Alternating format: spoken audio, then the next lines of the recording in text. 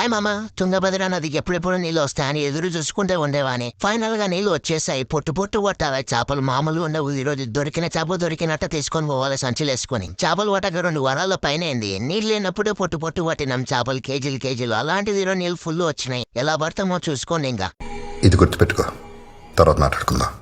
చేపలు పట్టడానికి వెళ్ళినప్పుడల్లా ఎర్రలు తీసుకొని వెళ్లే వాళ్ళము. ఆ ఎర్రలకి బురకాలు మారుపులు తప్ప ఇంకో వేరే చేపలు పడేదే కాదు మాకు. అలాంటిది ఈ రోజు ఎర్రలు కాకుండా పిండి తెచ్చినా మామ. పెద్ద పెద్ద రవ్వలు బొచ్చలు పట్టాలి. ఈ రోజు నాకు తెలిసిన 3 రకాలు కలిపితే ఇలా తయారైంది మామ. పిండిది ఏదో మైదా పిండి, గోధుమ పిండి, తౌడు కలిపిన తర్వాత ముద్ద వేసి వాసన బీలిస్తే బలా వస్తుంది మామ. ఈ పిండి తీసుకుపోయి నీళ్ళు లేసే చేపలు మొత్తం మాకే పడతాయేమో పెద్ద పెద్దవి.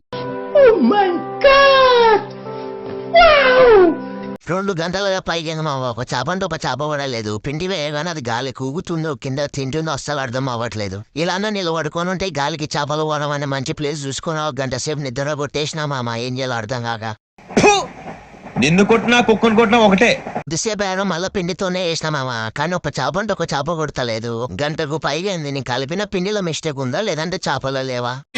టెన్షన్ పడక మామ, ప్లీజ్ ఆలోచిద్దాం. ఇలా అయితే ఒక చేప కూడా ఇంటికి తీసుకుపోలేమని బురకలు పడదామని ఫిక్స్ అయినా మామ. చూసారా సార్ డబుల్ యాక్షన్.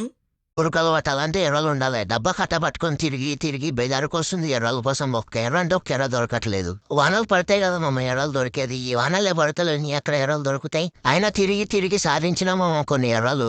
లాస్ట్ ఎర్రలు కూడా హ్యాండ్ ఇస్తామనుకున్నా. కానీ నేను అనుకున్న దానికన్నా కొన్నైనా దొరికినాయి చాలు. కష్టపడి ఎర్రలు దొరికించుకున్న దానికైనా ఒక 5 కేజీలన్నా పట్టుకొని వెళ్ళాలి ఈరోజు ఇంటికి బురకలు. వెనకటి కోడు తుపాకి లేకపోయినా లపాకి కావాలన్నా అంట.